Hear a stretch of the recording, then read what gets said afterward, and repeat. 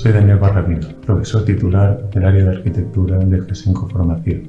En el mundo de la edificación, interiorismo y obra civil hay que conocer todos los campos de la representación de proyectos. Si quieres ser una persona formada y competitiva en el mundo laboral, has de estar continuamente buscando herramientas que mejoren la productividad, eficacia y calidad de la representación de proyectos, tanto en el área consolidada del CAD como en el área incipiente del BIM, sin olvidar las imágenes fotorrealistas de las infografías. Por eso te interesan los cursos técnicos y expertos de Gesenco.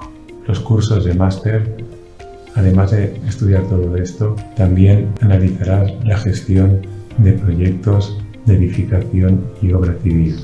Si has imaginado algo que no ha sido construido y deseas llevarlo a cabo, lo podrás hacer con los programas más potentes e innovadores del mercado. Por eso te animo a que sigas nuestros cursos. Te ayudaremos a ser un profesional completamente formado y competitivo. Hola, bienvenidos a Gesenco Formación. Mi nombre es Juan de Jiménez y soy el profesor adjunto del Área de Arquitectura e Ingeniería.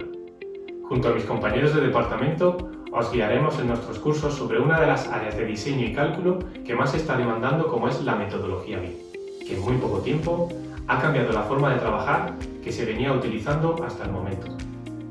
Esta metodología imita el proceso real de construcción, siendo un método multidimensional que abarca todas las fases del edificio, ya sea estructura o infraestructura.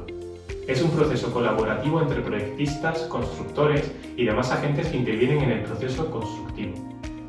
Este método se está empezando a estandarizar a nivel internacional. BIM es el futuro de la construcción y exige a los profesionales adaptarse a los nuevos tiempos. Os enseñaremos el manejo de programas como Revit y AutoCAD y cómo exportar los modelos generados a otros programas donde podrán resolverse otros aspectos del proceso constructivo, como puede ser CIPCAD para el cálculo de la estructura.